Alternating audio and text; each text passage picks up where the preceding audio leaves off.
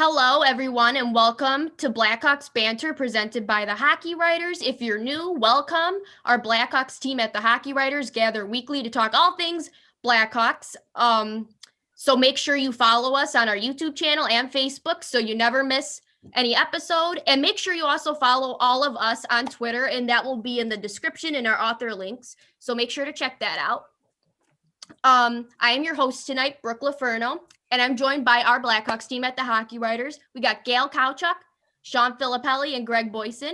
Hi, everyone. How you doing? Good. You? Good. We gained an hour, so it's lighter outside. Vibes are good, right? So I'm just going to get right into it because we have a lot to vent about and not a lot of time to do it. So I'm just going to say for our first topic that this stretch that the Blackhawks have been on has probably been their worst stretch as of right now. Kind of started on Sunday versus Tampa when they were up 3-0, gave up 6 unanswered goals.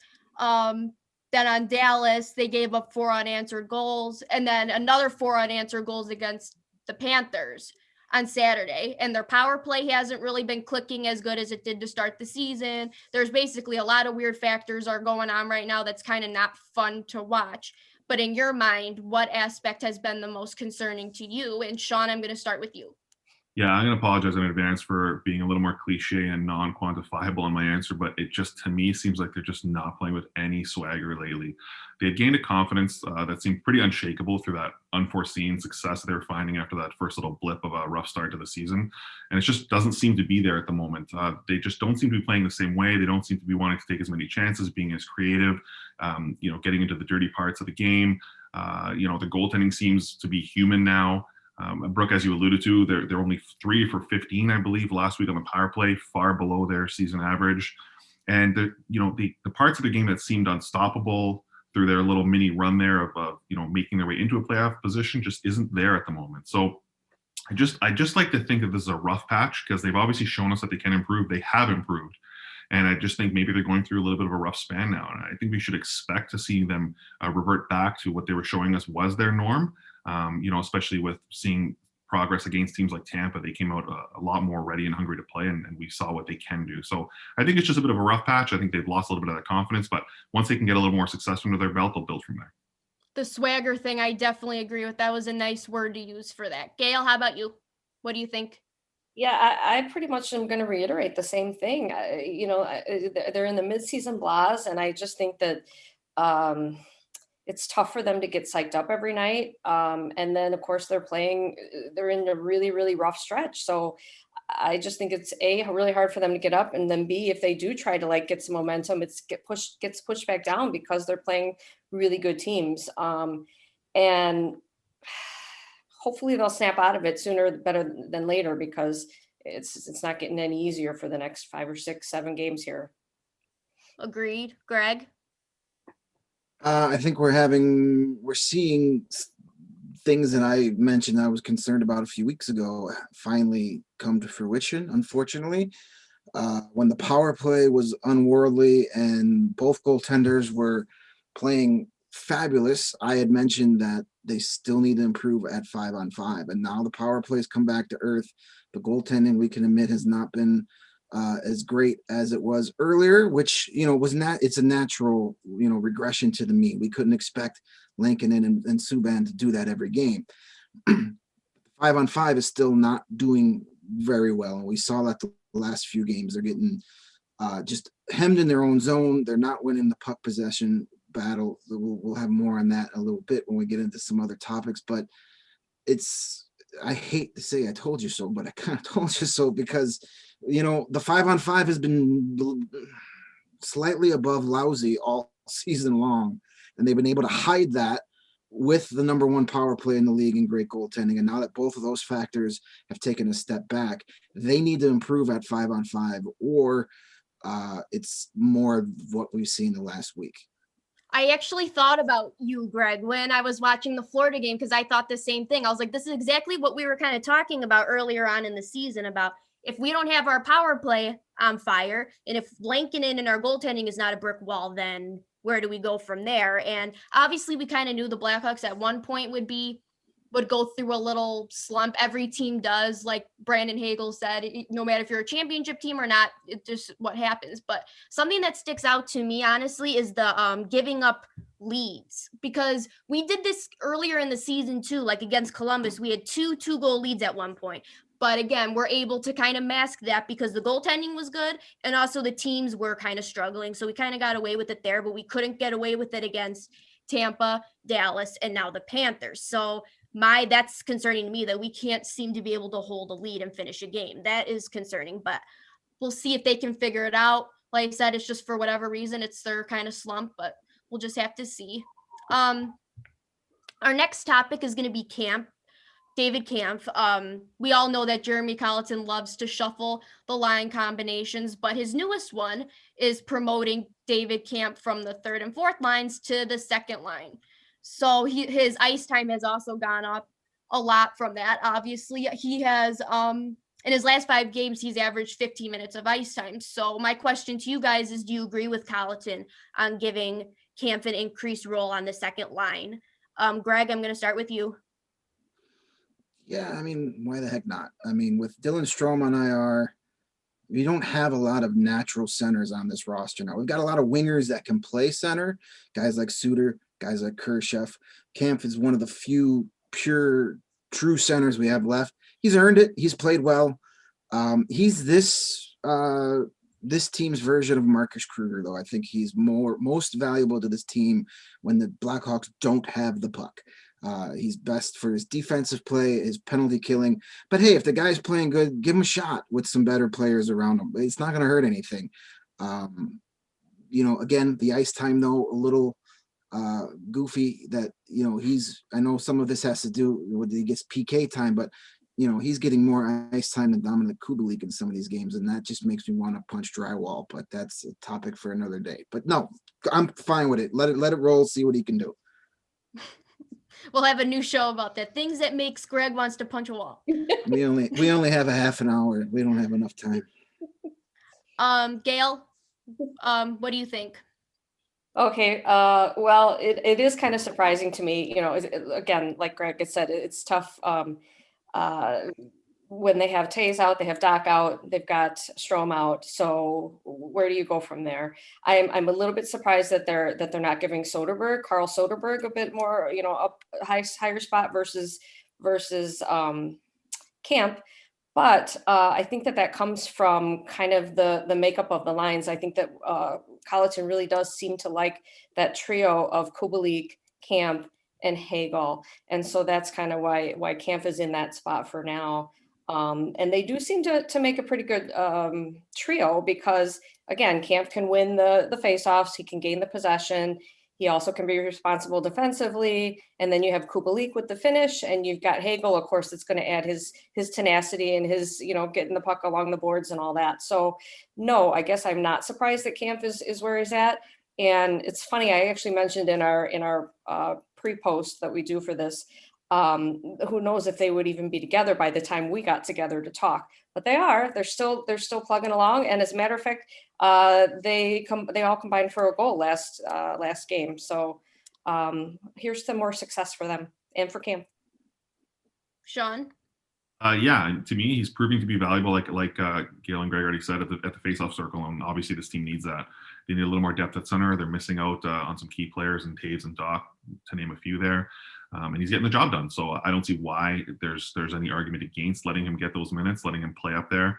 To Greg's point, obviously there's some odd things happening as far as who's getting time and who's not. That, as Greg said, that's a whole other topic. But as far as rewarding Kampf for what he's doing, I'm all for it. I mean, give him a spot to succeed. Even if his point totals aren't showing what those around him are showing, the reality is he's there to get possession of the puck, which is his primary goal, and he's the best at it on the team. So why not put him in a position to allow him to get possession, give it to the other players who are there to score, and let them do their job? And if that's how Colleton sees this, then I'm all for it.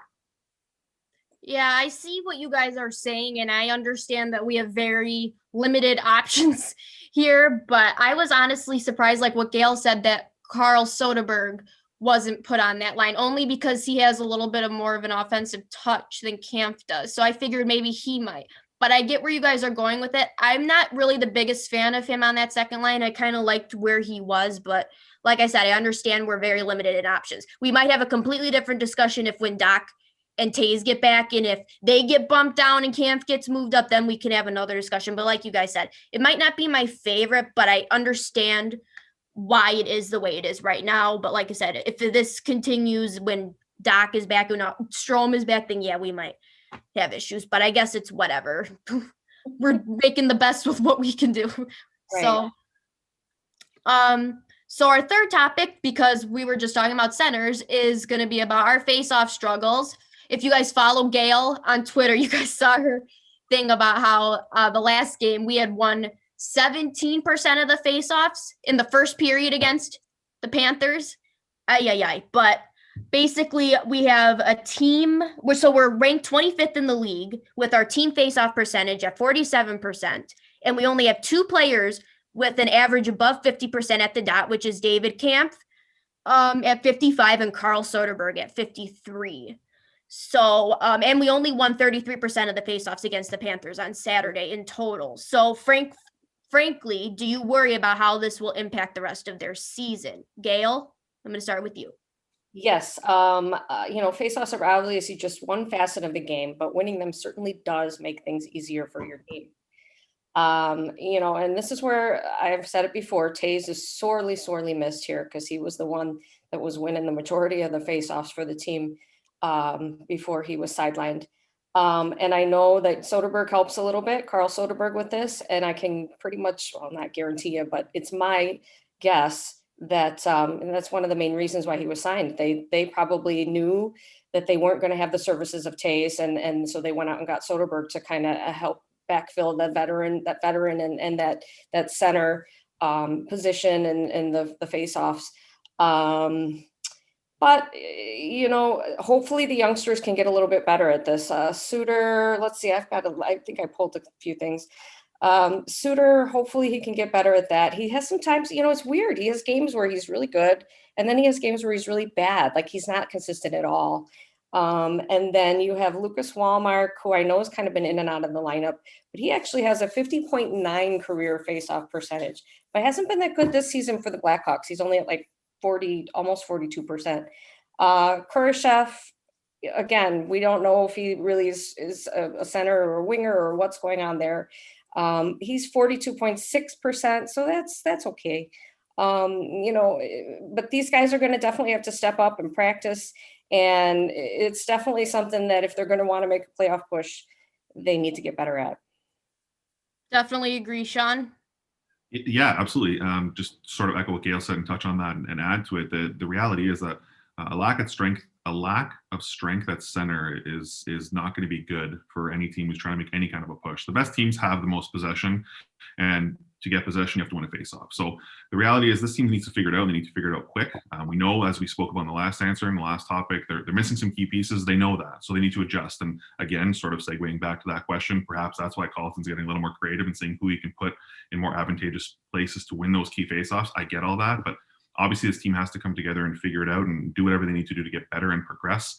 Gail touched on a couple of key players that sort of come and go as far as being good one game, not so great another game.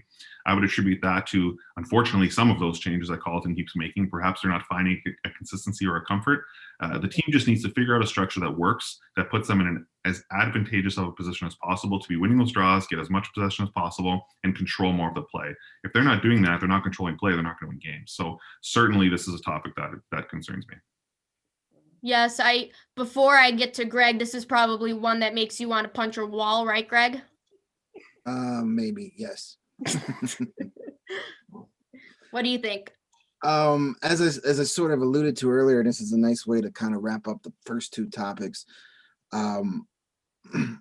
Hockey is won and lost with puck possession. It's you can, and face-offs is one of the most overlooked, underrated stats in the game. Hockey is a very simple sport when you really look at it. The more you have the puck, the more likely you're going to win. And you get the puck by winning faceoffs. So we can get all these fancy stats you want, but puck possession, especially at 5-on-5, usually leads to long success. Look at those cup winning teams, especially that 2013 team. They essentially played keep away for 60 minutes a night and just destroyed teams. You can't get scored on if the other team never gets the puck. So puck possession is so vital to today's game, and you start getting puck possession, you lose faceoffs constantly. You're always trying to play catch up. You're playing defense. You're scrambling. When you have the puck, you can control the pace of the game more. You can control the matchups. You have a better chance of winning. So yes, having poor face-off performances consistently is a major concern, and something that needs to improve. Because if the face-offs improves, then you'll probably likely see better 5-on-5 play. It's weird how those two things will work off each other. Exactly, which would lead to more goal scoring, which is what we need. And honestly, something that I was thinking about while you guys were giving me your answers is something about, I know that we're out Doc and Taze and stuff, but it does make me worry though about their center depth going forward, because like I said, if someone's out with injury, then what are we left with again? It's kind of like we need to make sure that this stuff is kind of taken care of and we make sure we have depth. So if I'm Stan, I'm keeping my eye out on draft prospects that are centers. Like maybe they'll figure it out. Like Gail said, we have young centers, Suter, Khrushchev. They might figure it out and stuff, which is good. But yeah, it does concern me. I don't know. It's just not a good recipe if we don't have that. No, I think they need. They're going to need time. 2 years from now, they could be really good, but they're still learning. So, and who knows? It's not going to be just an easy, quick, just like that fix.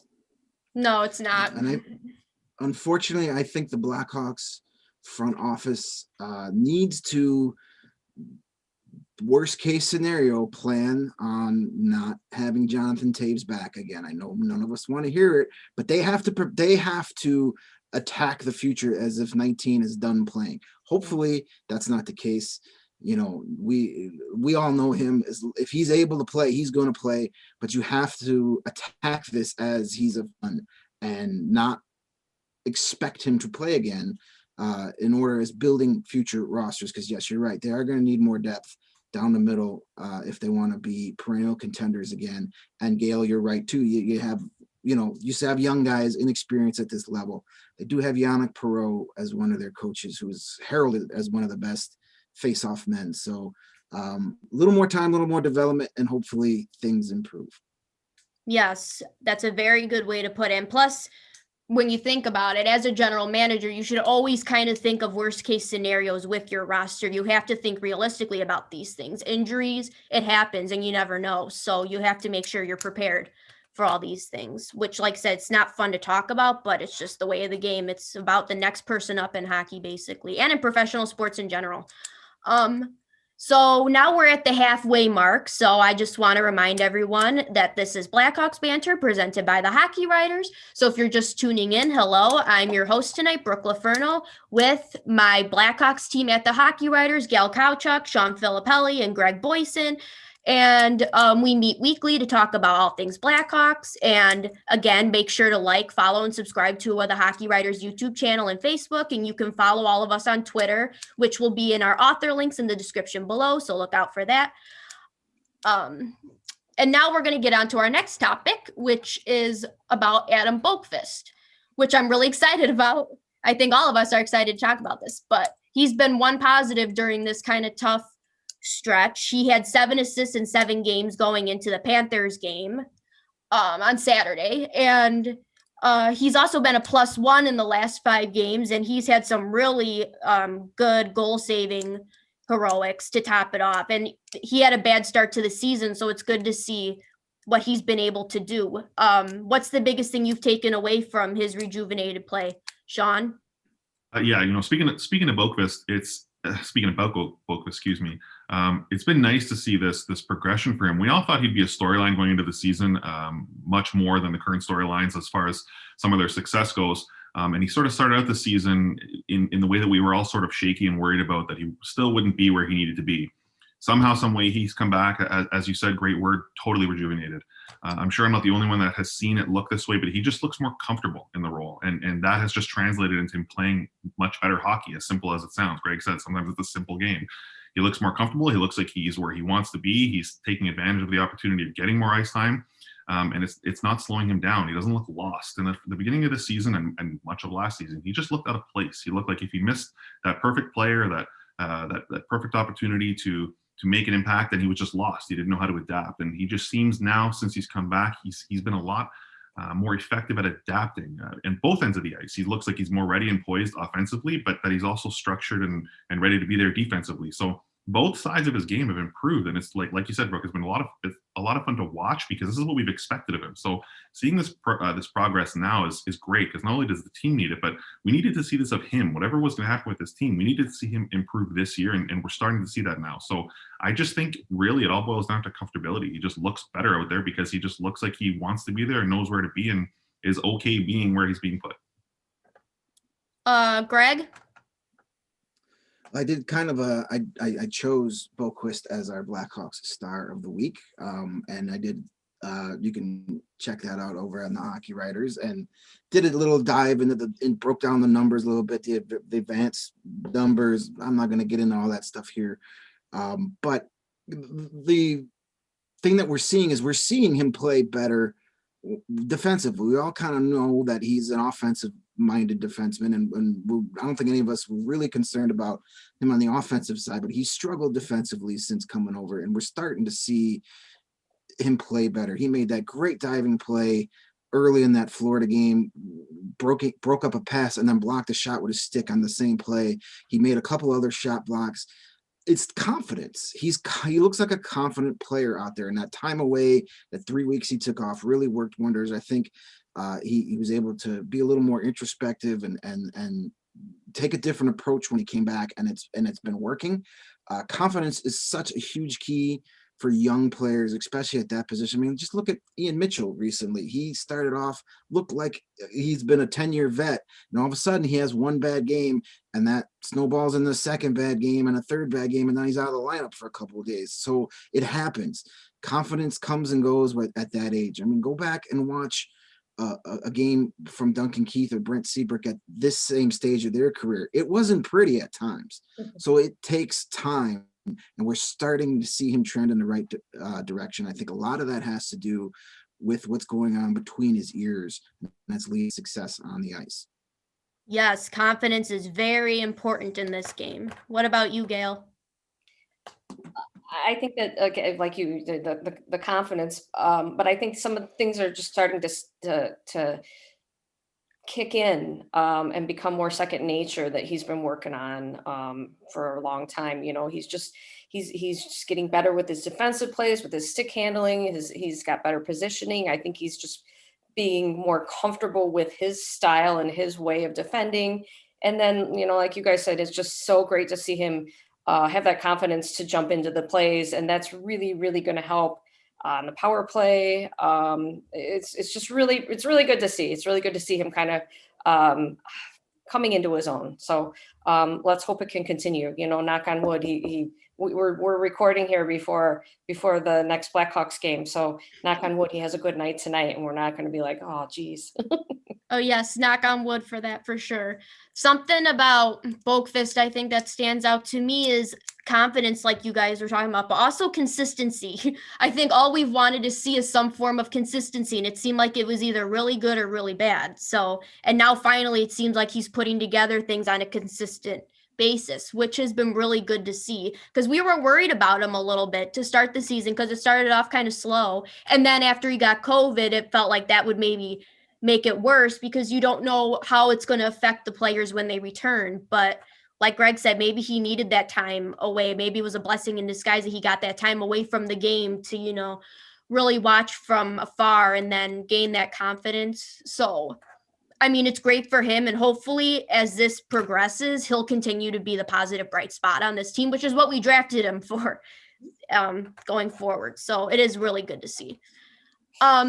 Our fifth topic is actually a really fun topic that I really couldn't wait to talk to you guys about. And I know you guys love talking about this as much as I love asking it, but Patrick Kane reached his 1,000th game on March 9th against the Dallas Stars. That game was kind of a doozy, so we don't need to dwell on that. But instead of asking you guys about your favorite Kaner memory up to this point, like we talked about Seabrook, our favorite Seabrook memories, but I'm going to shake it up a little bit and ask you, what is your favorite line that Kane has been a part of? Because he's had a lot of iconic teammates throughout his career. Greg, I'm going to start with you. You're right. He's played with a lot of great players, but this was an easy one. It's him and Panarin and whoever the heck was along for the ride. Those two guys together for those couple of seasons was just magic. I think any one of the four of us could have centered that line and still put up 35 points that year. I mean, I think that was the most fun Kane ever had playing hockey too, because those two just fed off each other and they were always smiling and they wwere just buddies. So give me 88 and 72 all day. I don't care. You can put a folding chair at center. Doesn't matter to me. Yeah, and that's when Panarin won the Calder, and then didn't Kane win the Art Ross and the Hart Trophy, or am I wrong on Ted Lindsay. Sorry. Oh my gosh. I knew it was something I forgot, but yeah, that was good enough. Sean? Yeah, I mean, I'll just be a little more specific than Greg, because Greg's absolutely right. Kane and Panarin are my two favorites to watch for all the reasons Greg noted, but I'll slip in an Anisimov and say that I like that line most. Just sort of, backpacking on again what Greg has already said. They just looked like they were fun. They just looked like they were having fun. They were fun to watch, and it was just fun all around. Whenever those three hit the ice, they knew where each other were at all times. Beyond just Kane and Panarin, it looked like Anisimov had a really nice fit there. Even though his point totals didn't reach where Kane and Panarin were, you could still see the chemistry amongst all three of them. At any given time, they were creating, they were confident, they were having a great time. Obviously, 15-16, like Brooke just alluded to, led to Kane's highest success of his career thus far, which says a lot for a guy that's as accomplished as he is, winning the Art Ross, winning the Ted Lindsay, winning the Hart, first team All-Star, most goals he's ever scored, 46, I believe it was, 106 points that year. You have to attribute some of that to who a player's playing with, and Anisimov and Panarin are right there along for the ride with Kane. Can't go wrong. Gail? Okay, I came this close to going with Panarin and Anisimov and Kane, but I actually went with Patrick Sharp, Jonathan Toews, and Kane as my favorite Kaner line. And there's a bit of nostalgia there. Obviously, that was at the beginning of Kane and Toews' career. Kane and Toews' career. And they were together longer. That trio was together longer. They had more playoff success. And no offense to Anisimov, but how can you go wrong with Toews as your center? And back in the day, Toews and Kane, before they were split up in the name of balance, they had it going on. They ran rampant, and so I guess it was a little bit of nostalgia that I went with them. A lot of star power on that line. When I read that in the preview post, I was like, ooh, good choice. I didn't even think about that one. Well, yeah, and then of course Patrick Sharp was a perfect complement to the two youngsters. So of course. And we all love handsome. Patrick Sharp here. What's that, Greg? And quite handsome. Yes. Yeah, well, Very true. Eye candy. Not really important when it comes to scoring goals. Come on. No, but it Looks doesn't good for hurt. us. Good luck. Yeah, honestly, just to switch things up, I'm gonna go with Brandon Saad, Andrew Shaw, and Kane. I don't know, for some reason, I thought that line was really fun, and it kind of made me really miss Brandon Saad when I was writing that out. I was like, oh, those were the good old days. But I don't know, there's just kind of a lot of fun personality on that line, and they worked well, I thought, together. But yeah, honestly, I don't think, though, that is a really good line in my opinion, but I don't think anything can come close to Kane and Panarin. Like I said, I think I'll say this every show that we talk about Panarin, but I'm just not over it. I never will get over it. It's just and I love Alex DeBrincat and Kane together. Honestly, they kind of recreated that, but it's just, I don't know. It's a little different, but it'd be fun to see if like Panarin and DeBrincat were on the same team. Holy heck. That would be interesting. But okay, sorry guys, I'm getting a little ahead of myself, and we just went into a weird nostalgia. No, I'd like to mention, you mentioned DeBrincat. There could be an even better Kane line coming up with DeBrincat, Doc, and Kane. Who knows? Ooh, that is a really good line to think about. It's kind of arousing to think of those three. Yeah, it together. is. Thank you, Gail, for that thought, because I was getting two of my feelings there. But thank you for that. That's why we need you around. So lastly, to wrap this up, we're going to talk about the Blackhawks week ahead. So obviously they face off against the Panthers again tonight in a half an hour. So we'll make sure to log off so everyone can go see that. But after this, they have a 2-game series with the Tampa Bay Lightning on Thursday and Saturday. So give me your final thoughts, predictions on tonight and the week ahead. Gail, start with you. I can't be Little Miss Positive here. I'm gonna have to take a little bit of a negative route. Like I said at the beginning of the show, I think that they're in a slump, and I really, really hope I'm wrong. And I'll be the first person to be really excited and really happy if I'm wrong. But I don't see it. I don't see it happening. I don't see them snapping out of it. The next 3 games, I'd be happy if they take one overtime point. True. This is like, if we're going through a slump, then the one team we really need is Detroit. Like that was like the team in the start of the season that got us out of whatever the heck was going wrong. Unfortunately, we don't see them again for a little bit here. But so I'm like, of course, this had to happen right in this toughest stretch of the season. But my prediction is I actually have a weird gut feeling they're going to win tonight. And I don't know why. Could be very wrong, but I'm going to stick with my gut. I have a weird gut feeling that they're going to win, but against Tampa, don't have a positive feeling about that at all. So I'm a little bit with Gail. I'm a little bit pessimistic about this. Sean, how about you? A little bit of a combination of both, but I'm gonna say that I do have the same gut feeling, Brooke. I think they're gonna win tonight. It just, again, for the same reason you said, it just feels that way. I don't know why, bias fan, whatever you want to call it. But to flip the script on Gail a little bit, I'm going to say that I think they're going to come out a lot stronger against Tampa. They've proven that they've progressed, especially in that second series against Tampa, and they showed that they can compete at a higher level than they did the first time around. So I'm going to say they're going to actually split that series as well. So of the 3 coming up, I'm going to say they win 2 of those 3 games outright. Ooh, we got a little positivity. That's good. We're switching. And you two, I forget, and I don't know if it's the second half of back-to-back games, or not back-to-back games, but in the second series of their game, second game of their series, 2-game series. I think they're 10-2-1 or 10-1-2 or something like that. So the odds are with you. Well, plus what I was thinking was that I think Florida doesn't have a back-to-back loss this season, or maybe that changed. Like, so if they lost the last game, then I would feel very confident that we would win. But since the Panthers won, I'm like, okay. But like I said, gut feeling, weird gut feeling. Greg, what do you think?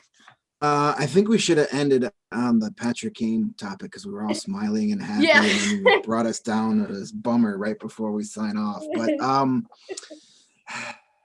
honestly, if they get 2 points this week in these 3 games, I'd be happy with that. It's tough. They're playing 2 really good teams. Florida is not a fluke. They're not, so a lot of people at the beginning of the year like, oh, they won't stay there. No, this team's for real. They are good. They play great defensive hockey. They've got a deep team that can score on more than one line. They might not have the star power that we're used to seeing some teams, but man, they're solid. And that guy behind the bench, he knows a thing or two about winning hockey. So they are for real. And you can't tell me he's not getting a little extra beating the Blackhawks right now. It's going to be tough. They got to, again, play better at 5-on-5.